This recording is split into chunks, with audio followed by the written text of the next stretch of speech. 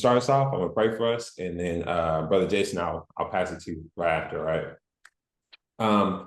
Father, we love you. We thank you, Father. We're just grateful that, like my brother Philip said, you can reach down and touch anybody, no matter how dark, no matter where they go, Father. And I pray that this testimony is encouraging, Father. For there's so many pieces of Jason's life that you've been a part of, and Father, we're excited to hear all of them. And Father, I pray that as Jason shares the things that you've done in his life, where you've rescued him from, where he's turned from, where you've met him at, Father, I pray that this will be encouraging for us and people that we may know, family or friends, or maybe there's a part of his testimony that speaks to us, that it will be encouraging and inspiring for us to, Father, to just give glory to you, to turn towards you, and to pray for those that we know that may be lost or going on the wrong way, not taking the narrow path. And so, Father, ultimately, I pray that you just anoint Jason as he speaks and he shares eloquently the words that you put in his heart. And Father, I pray that as he shares his experience, that you ultimately would be glorified. Father, we love you and we thank you. We pray all this in the name of your Son, Yeshua. So be it. Hallelujah. Amen. All right, brother, I pass it to you. Thank you. Hey guys. Well, as Phil and Austin have said, this is going to be a pretty brief testimony and a bit of a quick run through of my life. So there's a lot that's been omitted and left out for the time that we've got allocated to this. But I'll get into it and I'll introduce myself. So my name is Jason Blythe, and I was born on the 26th of July in 1988 in a small city called Nelson in New Zealand. And my testimony does start well before I was born. I can see, having come to the faith, that the Father has certainly had a plan for my life, and obviously it's all for his glory. But at 16 years old, my mum was a very gifted child. She was training at the time with the New Zealand Olympic swimming team, and she was taking very high-level world-class piano exams, and she was about to leave school early to go and start studying dentistry at university when a tragic accident happened. One afternoon, she was traveling home from school on the back of a motorbike that she wasn't supposed to be on, with a boyfriend that she wasn't supposed to have. And as they traveled through a roundabout, a van clipped the back of the bike and sent them flying. My mum landed on her head hard, a really long distance from that bike, and was instantly put into a coma, where she was placed on life support through a ventilator. And a short time after, the doctors told my grandparents that she would never be anything more than a bedside vegetable, and the decision was made to switch off her life support to let her pass away. Now, as they did that, she was meant to die, she breathed on her own. So this was the first part of the miracle. But after a little bit more time, there was nothing more that the doctors could do. My mum was brain dead. There was no response. She was breathing on her own, but the hospital wanted their bed, and my grandparents decided to take her home. And my grandma took great care of her and nursed her. And after many months, when one of my uncles was visiting and just talking to my mum, she woke up, which was a complete and utter miracle. And the first thing that she did when she woke up actually was she asked for a cigarette. So she wasn't supposed to be smoking as an athlete and a 16-year-old girl as well, but she did. And when she woke up, she was paralyzed on her right-hand side. She to this day still has an acquired brain injury, and she's very much brain injured. She's partially blind in one of her eyes. She has a lazy eye. Her motor skills are really bad. She slurs her speech. Her memory is like a goldfish, where it'll be gone very, very quickly. And her ability to regulate her emotions is almost non-existent. She can go from hysterically laughing to rage like that. So that's going to be important to remember for a little bit coming in the future. But until my grandma died in 2019, she maintained categorically that my mum's survival was nothing short of a genuine miracle. And there is, to this day, no medical explanation for her survival either. So from that point, my mum had to learn to write with her left hand. Her right hand side was paralyzed for a very long time. And she struggled with memory, had to basically relearn to do everything again. But fast forward 10 years, and my mum was living in Nelson, now where I was born, and my biological father and her met after my father, Mark, was advertising a classified letter in the paper seeking friends. So my mum obviously thought that she wanted some friends, and she responded to this ad and developed a friendship with Mark. Now, my biological father has a long history of gang involvement in New Zealand, gangs like the Mongrel Mob and Black Power at home. They're a couple of pretty rough gangs. And he has a long history of drug and alcohol abuse as well. He has a 20 plus year heroin addict. And yeah, got himself into a lot of trouble, as far as I'm aware. Eventually, Mark decided to move away from Nelson and he moved to the capital of New Zealand, a place called Wellington. And after going to church one Sunday, my mum heard a sermon from the priest, which inspired her to act. And it was a sermon that was encouraging people to take care of the downtrodden, the downcast, and the down and out.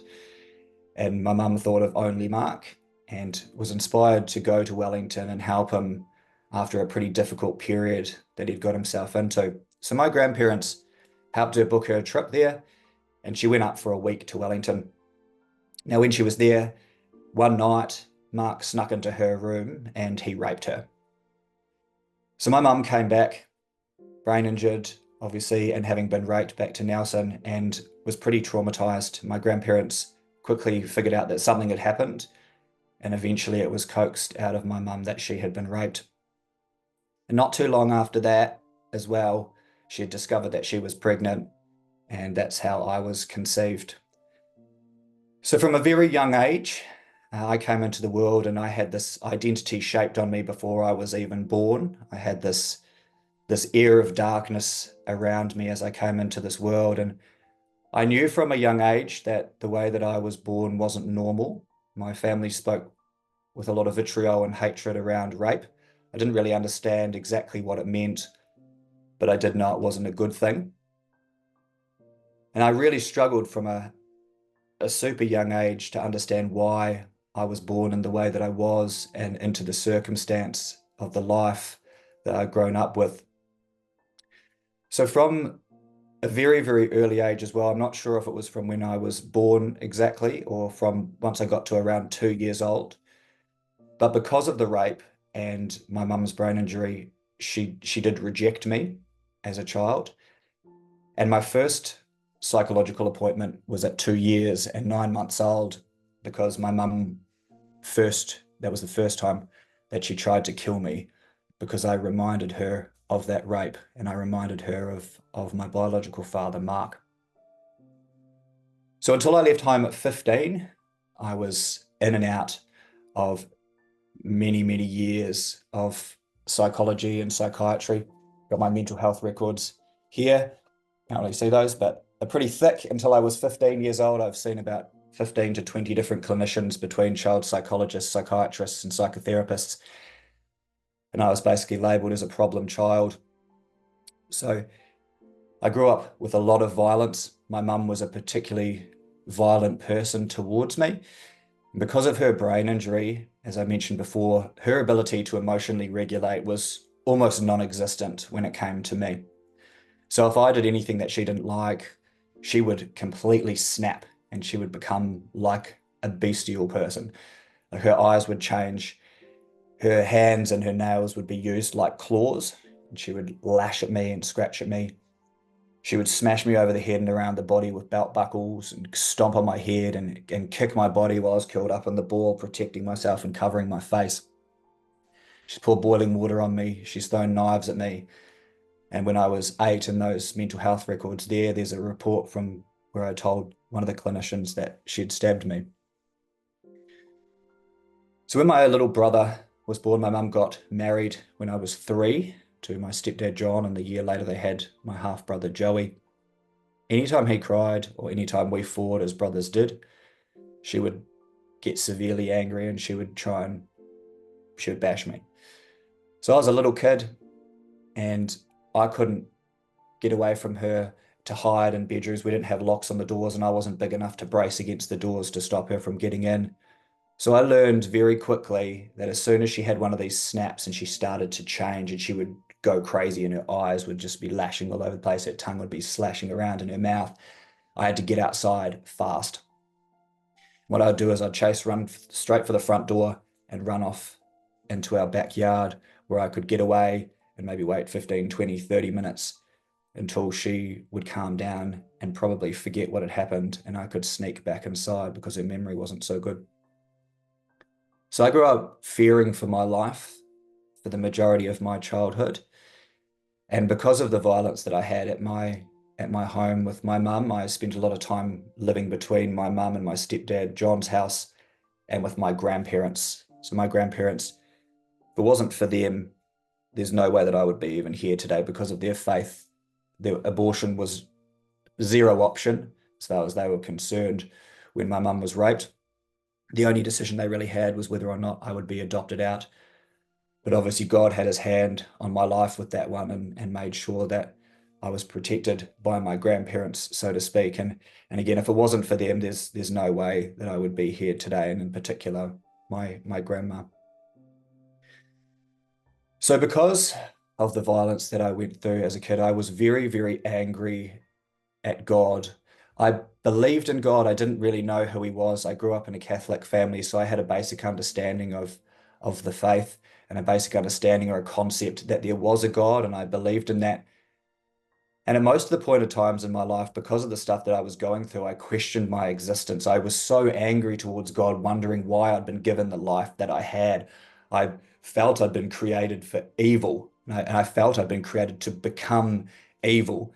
I knew that Jesus, Yeshua, had been born of a virgin through an immaculate conception, and here I was, born of a virgin that had been raped.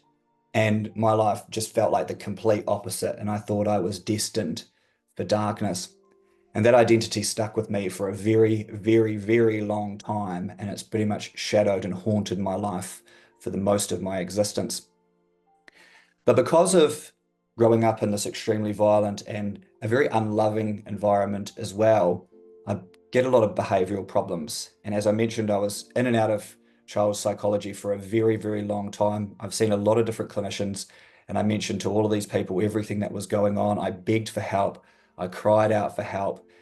And at one point, at 8 years old, and those mental health records there as well, I remember going into an appointment and going off at the child psychiatrist and saying to him, I just couldn't understand the injustice of it, that I was there as an 8-year-old kid being beaten and being abused and telling these people and being like, why do I have to come to these appointments? Why aren't the people that are doing these things the ones that are in the appointment? Why am I here? Why am I coming into this place? But still nothing changed. Again, reports were made to Child Family Services. The police were involved, and an investigation started but never completed. And I eventually settled a historic abuse claim with the New Zealand government in 2022 because of it. But still, this sort of stuff went on and I wasn't taken away. And I had a lot of trouble at school because I wanted to fit in. I sought attention. I was a disruptive kid in class, and I was labeled with ADHD. I was labeled with oppositional defiance disorder, severe attachment disorders, and all these different kinds of things to label me having these problems. And I didn't know as well if my grandma was my mum and my mum was my sister, or my mum was my mum. So I was very confused around who my primary caregivers were and who I was meant to take as an authority figure. So I got bullied pretty heavily at school. Basically I was taken out of school most Wednesdays for psychology appointments, and people would call me mental kid. I would turn up to school with scars on my hands or injuries on me at times as well, and the kids knew that my mum was different and I was different as well. So I got teased for that because my mum was mental, and not by my mum, but I was also sexually abused as a kid as well. And from about 3 years old, pretty much every single friendship that I had growing up until I left home at 15, every friendship was based around sex. It was the one area where I felt there was a level of control, and it felt like I was able to control and use other people. It wasn't a conscious thing at all, but it felt like if people didn't want to have sex with me or do sexual things with me, people didn't like me. So kids would obviously reject my advances at a young age, and things would get around school. So I was called gay and all this sort of stuff. So I had a really tough time. I hated, as I got into the first years of high school, I didn't want to go to school anymore. I was totally angry at society. I was angry at being at home. I didn't want to be at school. I would catch the bus, the 15 Ks or almost 10 miles to school. And as soon as the bus got to school, I would jump off and I'd either have my soccer boots and a soccer ball in a bag, and I'd go down to the local field and I'd play soccer all day and catch the bus back home. Or I'd get off the bus and I'd start walking home the long way so that it would take me almost the 6 hours just to get back home so I didn't have to be at school. But the one area of my life which was really a godsend, and I know the Father has given me to teach me discipline, which I couldn't have got in any conventional education system, was I was a gifted athlete. Like my mum, I've won swimming competitions, I've won triathlons, I was a rep soccer player, I played in the National Youth League, and I was also, my primary sport, I was an international inline speed skater where I won national titles, I won international medals. Those photos there on the left-hand side, I went to the Junior World Championships where I got top tens at Junior Worlds, and I represented New Zealand for 6 years. And in that top left photo, that was a photo in a World Championship final, the 1,000 meters. I was one of 7 people. I was the national champion and the record holder at the time. But I self-sabotaged in that final, and I never really gave it a good crack. Didn't want the attention, I don't think, in hindsight, and I didn't give it my best. So not long after that, when I came back home to New Zealand, I basically I quit. I quit that sport and started a new journey.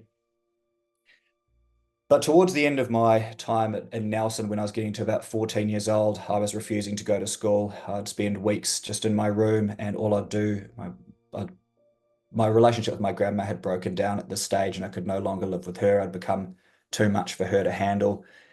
And at times, there was a time she had to leave Nelson in an emergency because she was about to have a mental breakdown just because of how bad and off the rails I was. She had a police officer coming around most weeks to try and mentor me, to scare me straight. She had a priest who was trying to mentor me, also a guy on my skating team who was trying to mentor me and keep me out of trouble, but none of it seemed to work. So when she left, I moved back in with my mum and my stepdad, and I was getting to the point where I was getting bigger now and I could defend myself. So there was fights and there was obviously blood and bad things cops were called. So I couldn't stay there anymore either. And I was either going to end up homeless at 15 or I was going to go into foster care full time. So I came up with a third option, and I ended up moving in with a family in the North Island, a little city called Palmerston North, with a guy that I skated with. The New Zealand skating team was mostly based in Palmerston North, so I moved there and started school there. And leaving home, I was scared, but obviously I was excited because I believed that all my problems were going to stay behind. I thought that all of my issues were completely circumstantial. I didn't realize that I was traumatized. I didn't know that I had a huge amount of problems, that I didn't know really how to take care of myself. And my emotional regulation was bad too. It was like, I liken it to if you've got a dog that you lock in a room, in a dark room, and you barely give it any attention other than chucking some food at it and you bash it, and one day that dog's going to bite you. And then you're probably going to leave that door of your house open one day and that dog will escape. And then the people outside are going to try and stop the dog from getting hit by traffic. And that dog's going to bite those people too because it doesn't know anything other than to bite those people. Then the people out on the street are going to say, it's a bad dog, let's put the dog down. But it wasn't the dog's fault. It had been trained and knew nothing else other than to bite. And that was me. So when I left home at 15, moved to Palmerston North, started school. The bullying started there. Everything kept going on just as it had done. Couldn't live for very long with the family I was living with because that relationship broke down. So I moved in with another family. That relationship eventually broke down. Moved in with a girlfriend. By 16, I'd stopped going to school altogether. No one could make me go. And I just wouldn't go. So I'd just wag. I'd just go to school and then walk away or whatever. And all I wanted to do was sport. So I'd spend hours and hours playing soccer at a park or practicing skating, sitting on a wind trainer on my bike. But through sport, as I said, I learned discipline. And when I went to the Junior World Championships, I was training 14 times a week, not really going to school, but kind of going to school and just trying to be a normal kid. So a rest day was like a 50K bike ride. Don't know how many miles that would be, but it's a lot. So it would take about 2 or 3 hours, and that was a rest day. But after skating fell apart, life changed and took another pretty dark turn. I believe that the Father gave me sport to help give me a foundation and keep me out of trouble for as long as possible. Because I was an international athlete, I couldn't do drugs or anything like that because I was on doping registers. I didn't really drink because obviously it was pretty against what I was doing at the time. But after I quit skating, I created my own fake ID, and I changed the 88 on my license to an 86. And I started sneaking into clubs and going nightclubbing and drinking. And again, this was it was all sex for me. And as soon as I started drinking, this is when I had big problems. I would black out most of the time, and I thought I was 10 foot tall and bulletproof, and I would take people on that were way bigger than me, and I'd get myself into bad trouble. But again, the Father protected me from some pretty bad situations. Now, after living in Palmerston North for about 3 years, I moved to Wellington at 18 and decided to take a totally different trajectory in my life. I started doing music, and I saw this as a way to be able to get some recognition and some fame and some adoration that I had never got all through my childhood. I realized in hindsight that it was purely about seeking attention. I was looking for the attention of the world to validate me for what I didn't get as a child. And really, music just became an excuse to kind of do whatever I wanted under the guise of art. So I was a frontman of a band. I was basically at this time of my life an absolute mess. My life had gone completely upside down. I had bright blue hair. I was basically like an early transsexual before it was the modern thing to do. So yeah, this was me when I was doing my music. This is actually even older than that, and I looked a bit different at those times. But I would on stage often wear just girls' underwear and high heels, and I would do crazy things when I was playing these shows as a singer. For example, one show that got shut down very, very early on in my music career, I snuck in about 40 liters of jelly, which is, I think, about 11 gallons in American measurements, into this venue. And about halfway through the show, I started dumping it all over the floor, chucking it in people's faces, got all over the sound desk, fights broke out, and the venue shut the gig down halfway through, called the cops, and there were big fights. And because it was so bad, the venue rung every single other venue that we were about to go on tour around the North Island to and said, do not let this band come and play. And every one of those venues contacted the other bands that we were meant to tour with. And they said, if this band, Six Section, my band, comes with you, we will not let you play. So this was just one example of the kinds of things that I did. I was a menace with these shows, and it got a bit of attention, and people liked it because it was just crazy. But I lived in Wellington for about 3 years, and at 21, my life kind of fell apart. The band broke apart, as all things in life did. Another door closed, and I decided to move to Sydney in Australia, which is where I live currently. So I booked my flight 10 days before I came here. I'd never been here before, and I moved over and I lived in a hostel or a backpackers for about 3 months. When I first moved over here, coming to Australia was pretty bad for someone like me because the level of ability to party with 24-hour nightclubs, the access to drugs that we didn't have in New Zealand, like party drugs like cocaine and MDMA and pills and all that kind of stuff, was just so much more readily available. Straight away got into trying heroin and crystal meth and yeah, doing all that kind of stuff. But I came over here, got involved in the heavy rock and roll scene, an alternative scene that was very much kind of like people like how I looked. And then I started my band again, which was my primary reason for moving over to Australia.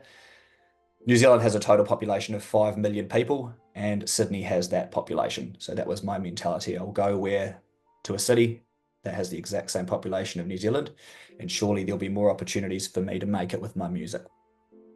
So in 2012, I got an invitation to go and record music in Hollywood with a couple of pretty massive producers that discovered and recorded bands like Linkin Park, Korn, Limp Bizkit, Macy Gray, Snoop Dogg.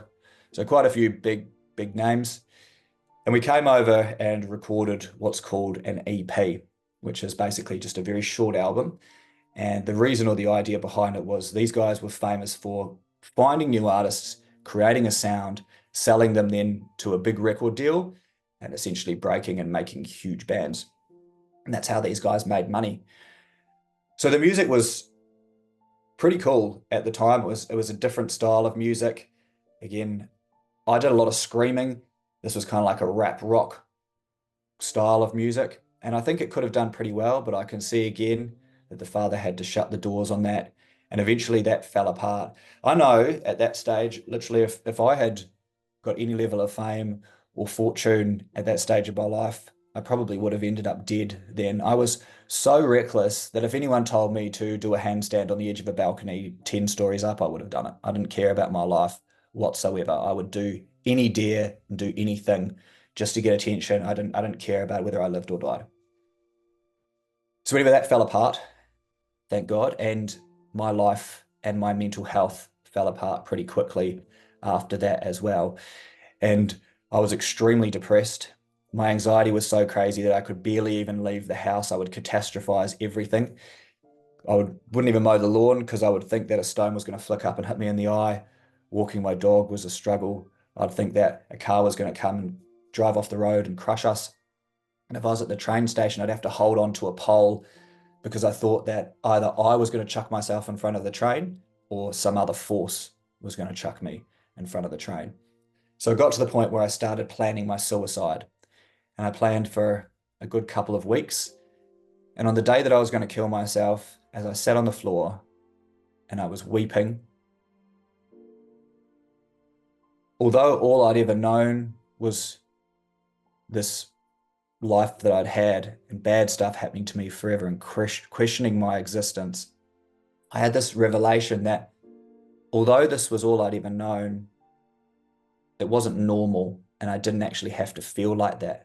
I'd normalized something that was common, and I knew that I needed to get some help and I didn't have to live feeling like that. And I think this is a big problem with the mental health world today and mental illness around the world, is that we normalize mental illness. And this is part of my message today, is that it's not normal. We should never accept mental illness as being normal. It might be common, but it's definitely not normal. So after that, that was a big change for me because I went and started getting some psychological help. And bear in mind my history with the psychological field. I was pretty bad to have to go and want to get some help. So during that period, I was diagnosed with bipolar 2 and with depression and anxiety. They were considering borderline personality disorder, and I was very heavily medicated on antipsychotics, antidepressants, and mood stabilizers. So I was, very heavily medicated at a period of time there, basically medication to squash me from being too high, too low, and everything.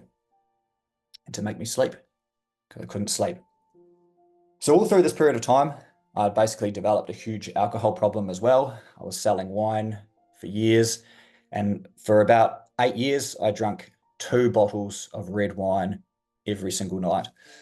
And about 50% of the time, I would black out and I would be a whole different person. People would very commonly say, oh, Jason's just hulking out, or it was like Dr. Jekyll and Mr. Hyde. So I'd wake up in the morning and have almost no recollection other than a sinking feeling in my gut that I'd done something bad or been verbally or physically abusive to someone. But I never stopped, because it's just normal in Australia and New Zealand, normal as part of our drinking culture over here, just to get absolutely as wasted as possible. People judge a good night over here by how blind drunk you get. If you don't get wasted to the point of blackout or wasted on drugs, you haven't had a successful night over in this part of the world. And again, it's something that we just normalize as part of our society and our culture. It's super toxic. So I didn't really see that I had a problem. Again, it was hard to be objective around my drinking. All I knew was me.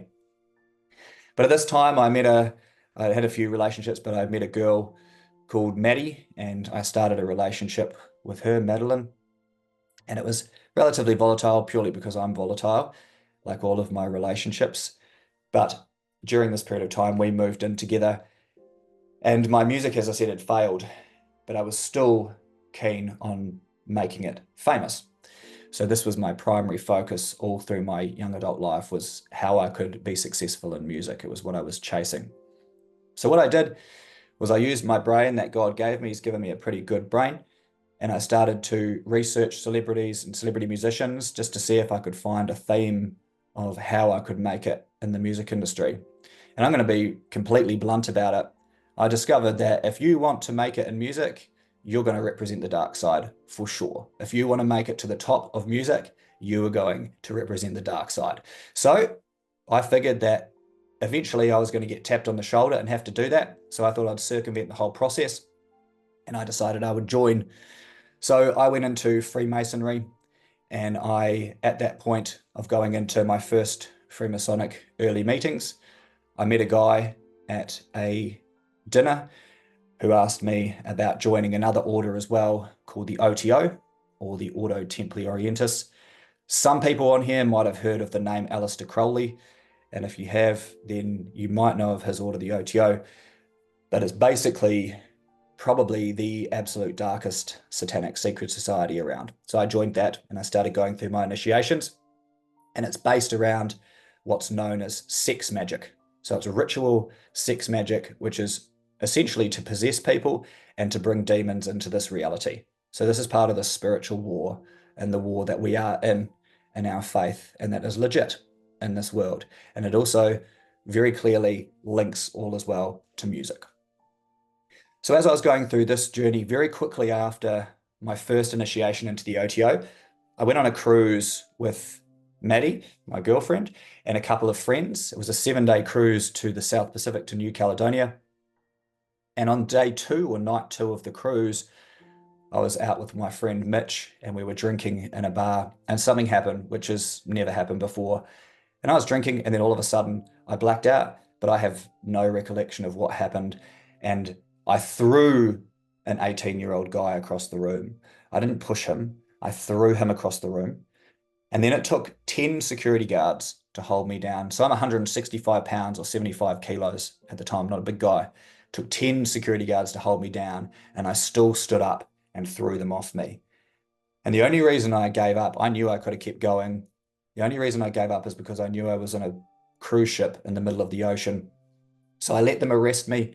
They chucked me in a cell on the boat in the brig, which was the small room with fully padded walls, a big solid metal door with a porthole window. And for an hour and a half, I charged my body at that door as hard as I could because I was in full psychosis. And I had this crazy strength. I ripped a whole wall of padding with my bare fingernails right off the wall and completely savaged that room. So I raged for about an hour and a half, and then they rushed in and they sedated me with drugs.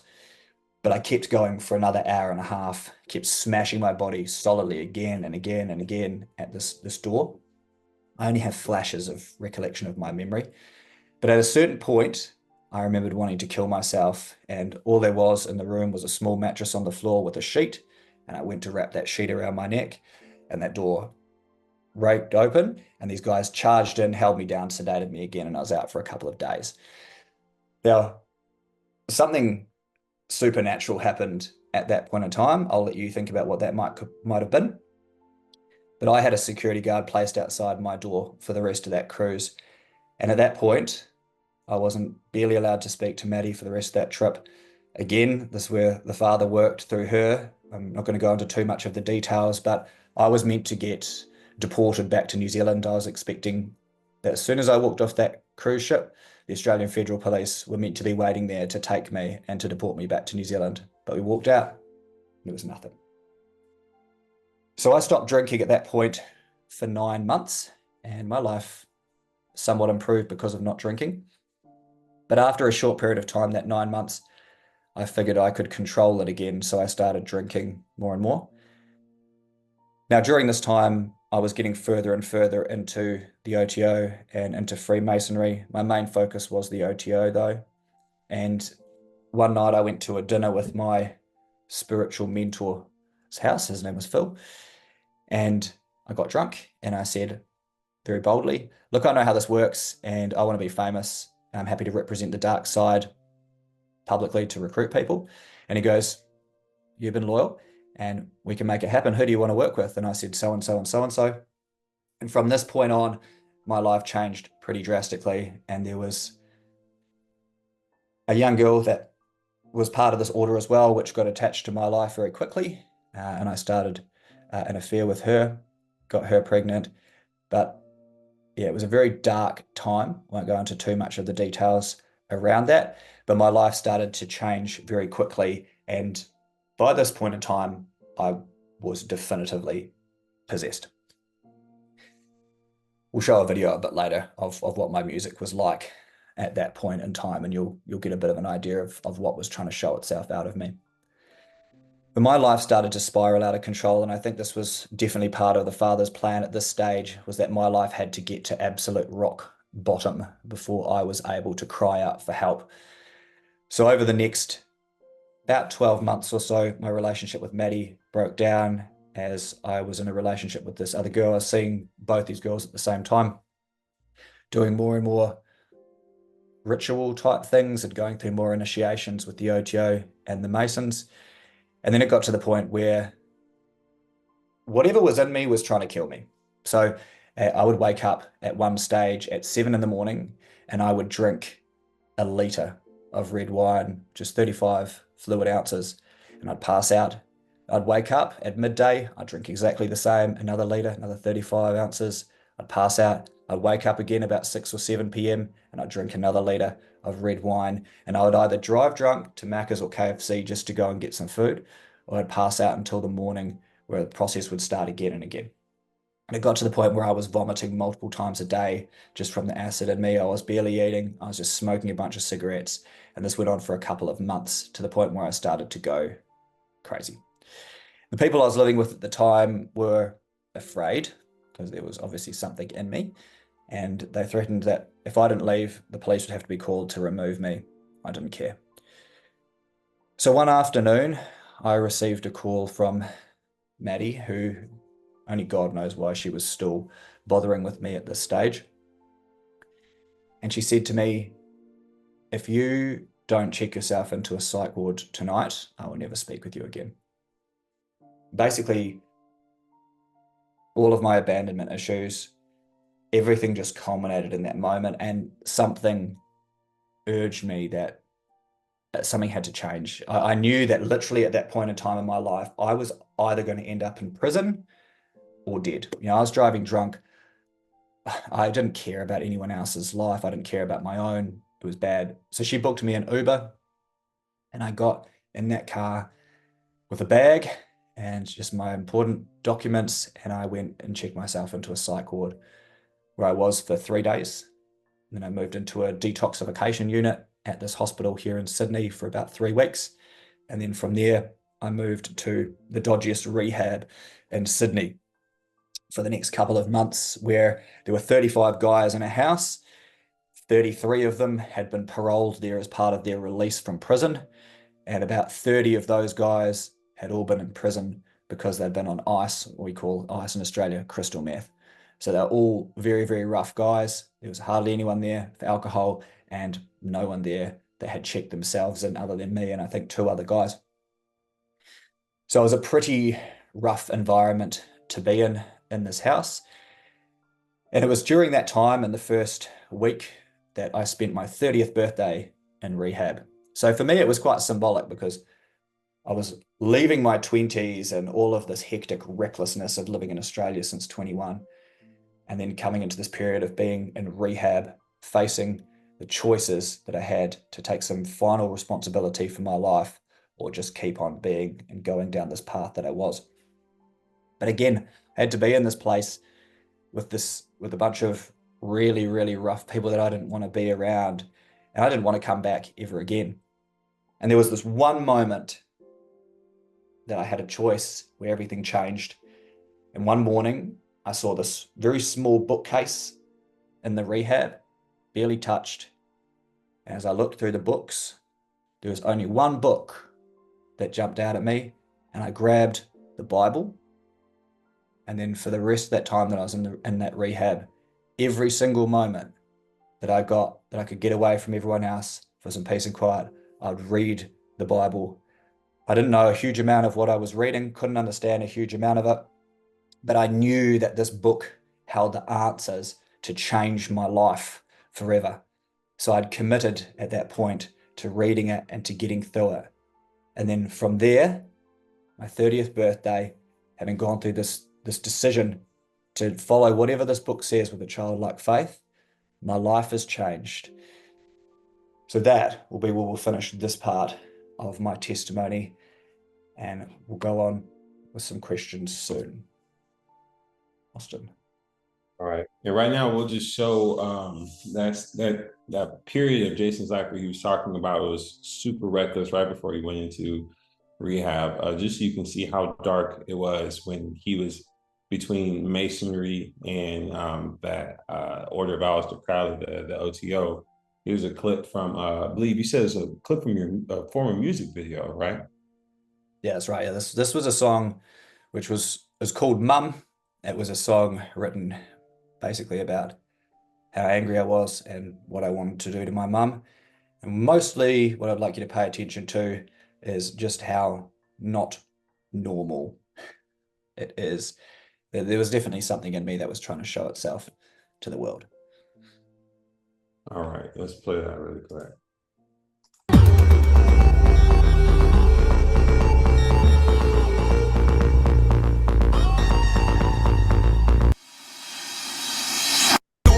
Relates to me, see, product of extreme hate, product of rape. Once a rape, baby, always a rape, baby. He's legitimate, I'm illegitimate, angry at the most, the house, the problems don't we all? It's a problem, need more f***ers in this small world, more wars about to unfurl. It's a problem, you got problems, see my mama pass me all her problems. You motherfuckers wanna talk about problems, she got problems, I got problems. Let's talk first world problems, this a generational problem, it's a real life problem, need a real life problem solver. I'm not sure. So that, I mean, I feel like that right there highlights it. And this video continues, and we can send it to you if you'd like to see it, with his life now, and he's preaching on the street. But we just wanted to highlight, like, this is the music he was making, and like you mentioned, Jason, I think it clearly shows and illustrates what you were under and what you allowed yourself to be taken over by, right? Yeah, and that it's real. It's very real, and it's out there, and the music industry is full of it, and it's becoming more and more obvious now with the types of artists that we've got going around. It's not hidden anymore. And I was at that stage, I was prepared to fully represent that completely. And I knew God was real as I was going through these initiations that I was going through in the OTO. I didn't know it was Yahweh necessarily. I mean, that was my basic understanding of who God was.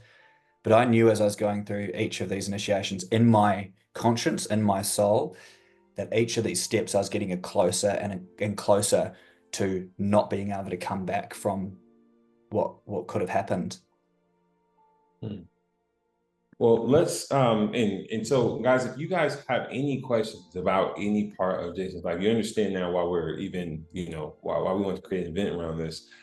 You'll have time at the end to ask questions specifically about parts of his life. There's nothing that's off limits. I feel very comfortable saying that, right, Jason?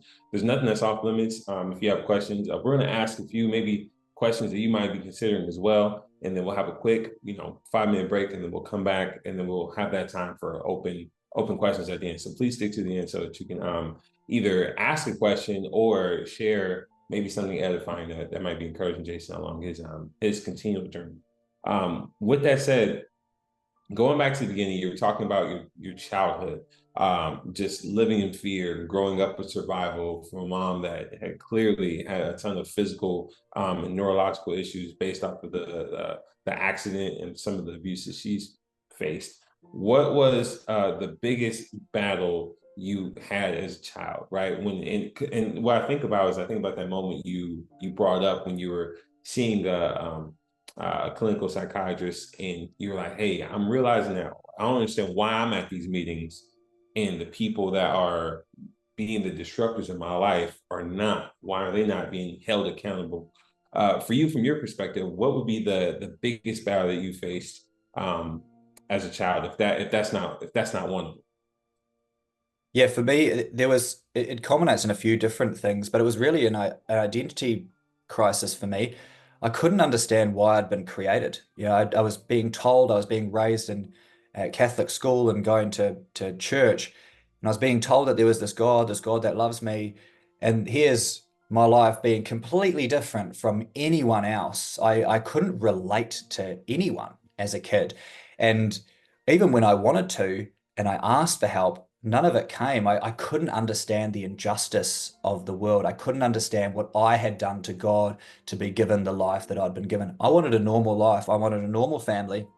I wanted to be left alone. I didn't want to be bullied. I didn't want to go through all the stuff that I had, but I felt like I'd been given this identity, which was again formed before I was even born. And it was like there was a darkness and a shadow, like I was created. I said this before, like I was created to be evil. And this identity stuck with me, and it almost became like a self-fulfilling prophecy. Look at where I ended up. It was something that stuck with me from a very, very early age. And I considered if I was raised to represent and fulfill darkness on this earth. And that would have been the biggest battle. I felt lost, man. Mm. Yeah, I feel like that loss, that disorientation, I believe, like you mentioned, you talked about a lot of relationships that you had growing up, how they were kind of revolved around something sexual in nature. And so it seems like you were constantly looking to belong. Was there a quest for seeking belonging as well? Is that what that led into? Yeah, absolutely. I touched on it a bit before as well with music. For me, it was sport early on. That's where I saw my gifts shine. I remember being about 8 years old, and I was watching the opening ceremony of the 1996 Atlanta Olympics, and I saw the athletes parading around, and I very clearly remember running out to my grandma. I said, "I'm going to go to the Olympics. I want to be an athlete." And for me, it was a way that I could see me getting myself out of the life that I was from. When I was in my early teens, again, I played pretty high level soccer. And my goal was I could see that that would give me an outlet to make money, to be able to change my life, and to be able to do something that would recognize me for who I was. And then after sport happened and I finished with that, it was obviously going into music, because you see the reverence that rock stars get from their audience. You don't even have to Yeah. be a good person or anything like that, and people will basically treat you like a god. And I think that's the huge appeal for people. So absolutely, mate, it was attention seeking, hunting for success. I wanted to show people that I wasn't a loser or a failure or any of these sorts of things. Absolutely. So with you kind of leading into that, like we'll just kind of keep going. You're talking about music, and like you mentioned, that was something that was revered for you, having that fame, having that attention. You're like, that's what belonging looks like. When did you realize that you were not getting any return on investment from chasing that life? Like, when did you realize, you know what, this is actually unhealthy? I know you talked about that phone call you got from Madeline, but just for yourself, like, when did you realize I'm not getting any return on investment in this lifestyle? This is nothing. Man, it was progressive, and I think that's why different doors closed and I went into different paths. I've kind of been a bit of a chameleon and lived in different areas and pockets of identities throughout my life. My life, if I reflect on it, it feels very schismed and separated, because I've had to learn to compartmentalize through the abuse that I had and the trauma that I have. So it's almost like I think about my past like a really bad C grade or D grade movie. There's a lot that I don't really remember that let's say I watched that movie like 20 years ago, and the plot's just really hard to remember. And I think that's I thought that was something that everyone experienced, but it's come to my attention in recent years that that's kind of not a normal thing. But No. Yeah, it was a progressive thing. Really, I think that I just had to be brought to absolute rock bottom for me to be able to cry out for help. It was as I was going through the stages, to answer the question very honestly, as I was going through those stages of initiation, as I said, I'd asked and I'd made my request known to the dark side to be put on the world stage. It was becoming literally told to me Yeah. about different types of initiations that I would have to go through spiritually, about pouring all of my blood into the cup of Babylon and it would never be able to be undone and all this sort of stuff. And was I prepared to go through the process of being an empty vessel for something else? And it was at this point in time I could feel this tug in me of wanting to be good. And I felt like it was the Father pulling me and being like, don't do this. This is you can go too far here. Mm. And it was in the process of my life being destroyed and getting to absolute rock bottom that I realized that I was incongruent from the person that I'd always wanted to be. Even though I've painted myself as a very good villain through my testimony, I never wanted to hurt people. It was never my intention. I am the byproduct of my childhood. I am the absolute product of having come from what I came from. And I'd grown up with my grandparents who instilled in me good morals. I'd grown up with Christian values. I didn't intentionally hurt people. It just happened because I was a traumatized kid that didn't have the ability to be able to self-regulate or go in the right direction. I was primed to be able to go into something like the occult, into a cult mentality. I was primed for that, the seeking and all that kind of stuff. So it was only towards really the very, very end that I realized that this was hopeless. And I think I had to get to that point from the Father to be able to reject that life, to turn so hard to this life. So speaking of that, so do you believe like he closed doors intentionally, like a part of him hitting you, making you hit rock bottom and trying to get you to make that turn? Do you believe that like everything was strategic? He intentionally kept closing doors to kind of gear you towards that rock bottom. Absolutely. I feel that all the way through my life, I can see that the Father's had his hand on my head and he steered me out of trouble and away from where I definitely should have ended up either in prison or dead. There's no way I should be here today. Man, just I don't know a lot of people that would, like you said, that have made it out of your story. I mean, obviously you can tell like that was the fine, right? That was the Father like, keeping you and being and never completely forgetting you, remembering you, and bring you out of it, which is incredible to even sit here and see you glorify the Father now through your testimony is incredible.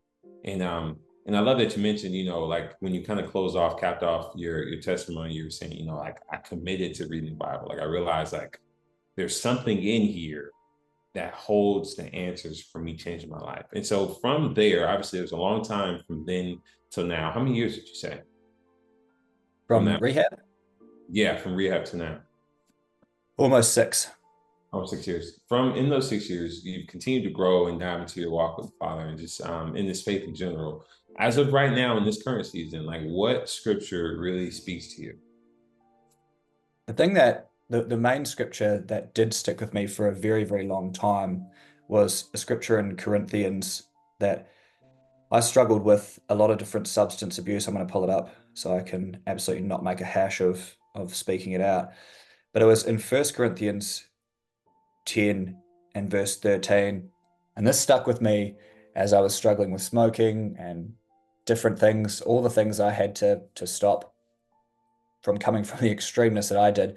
And it says that no temptation has overcome you except such as common to man. But God is faithful, who will not allow you to be tempted beyond what you're able, but with the temptation will also make the way of escape, that you may be able to bear it. And it spoke to my discipline, again from sport. It was something I learned, and it's something that's with me now to this day. And I'm so grateful for that education. I couldn't have got it from school or uni. But that Yeah. there is a call to action. It's a requirement of being faithful and persevering. And that was something that I've learned. I've learned to just survive like a cockroach, man. So if the Father said that nothing on this earth is going to be more than what I can handle, then I believe that.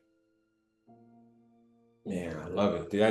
Just this is incredible. Just to see you and just you being alive in the season of life you're in right now is that's amazing. Man, that's all glory to the Father. So where, I mean, with everything that you've gone through, everything that you've endured, that you've suffered through, that you've survived, um, what like where do you feel like the Father's leading you next? Like where to now? Like what's going to be the next part of where you feel like the Father's gonna where are you going? Where's he taking you? Well, I believe that, again, the Father's had a plan for my life since before it began. He's given me this crazy testimony, which is obviously his story. And I believe he's given me the gift to be able to share it as well. So through sharing my testimony, this, as an example, is an opportunity to be able to share a bit of my story. But the plan of what we want to do through the Immunocenter, and personally, what I want to do as well is to be able to have opportunities to speak in particular to youth, and in particular within that youth to young men as well, to hopefully inspire people that are inside and outside the faith to be able to put their trust in the Father. You know, if I can go through the stuff that I've gone through, I definitively know, again, I know categorically that the Father is real. The evidence is in my life.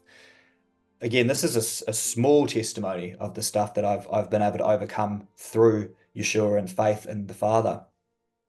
But we are planning to outreach to as many schools as we possibly can within faith-based schools as our primary focus to start. Also faith-based communities to inspire youth to stay on this path, to warn them about some of these pitfalls. One of our main mottos here at the Immunocenter of what we're looking to do is that prevention is always better than cure. And there are so many things out there now for our young people, for all of us, but for our young people as well, where the enemy is creating a slippery surface and an uneven footpath where people are going to be able to fall off this path. And as if you've mentioned as well, Austin, and previously, as kids go to college and university, as we call it over here in this part of the world, as people graduate university, most of them also graduate from their faith. So it's about being able to try and hold people to the faith, but also call people from dark places to the Father, because people are going to need hope as we get towards the end, as things hot up here on the earth and we get closer and closer to Yeshua's return. We know Yeshua said it himself, right? There's in Matthew 24, we're going to be coming up to a time like has never been seen before on earth. And we want people to make it into the kingdom. We want to be the ones that are out there, hopefully sounding the trumpet and calling those in and keeping those in the system as well, here to hopefully just offer some hope.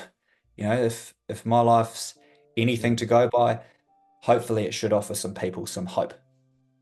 I mean, it's very on point from the praise and worship song we played when we entered in, right? Like letting people know that like he can and he will carry you. Like you don't have to not just make the same mistakes, because it's not even so much a mistake for some, right? A mistake is under the impression that you knew what was right and you did what was wrong. Because some are just they're victims of their circumstance, society, but not even so much a mistake. But just know that, hey, the attacks of the enemy, they do not have to take you where you went, where you let it take you. And so I'm really excited about that, because I do believe like that would bless so many people. That bless so many people, especially young men and women where Hasatan and Satan is not pulling any punches when it's coming after people. Like you mentioned, you said earlier in your testimony, you're like, I was groomed to participate in the cult. Like based off of my life circumstances, I am a perfect recruit. And there's so many people out there that we don't really pay attention to that are struggling, that are going through some really, really hard times. And so for you to be able to step into the gap, that to see that that's where the Father might call you, I think is it's special. Like that right there it's beautiful. That's amazing. Yeah, thank you, bro. And I think, yeah, for me, one of my biggest things for myself was I lived my entire life until that point of being in rehab on my 30th birthday as a victim. I lived my life like a victim. I lived with a chip on my shoulder. I saw myself as a victim of my circumstance. And like I said, it was almost like a self-fulfilling prophecy. I put myself in situations that allowed me to self-sabotage, to be disruptive. It was like I was hacked, like I had a virus in me inside my operating system. And it didn't require any outside influence to shut me down and set me on a bad path. But because I thought of myself as a victim, then of course that's the way that I lived my life. And it wasn't until I decided to take responsibility for my future that things changed. And that is a primary message of mine that I want to encourage anyone, whether on this call or for youth or for anyone in the future, is we all have the responsibility to take responsibility for our own lives and to not, we've all got trauma, every single one of us. We don't come off this earth unscathed by trauma and pain, but it's how we respond to it that is going to define where we end up. And that individually comes down to all of us being faithful and how much we believe in the word and how much we rely on Yeshua to guide our steps on that straight and narrow path.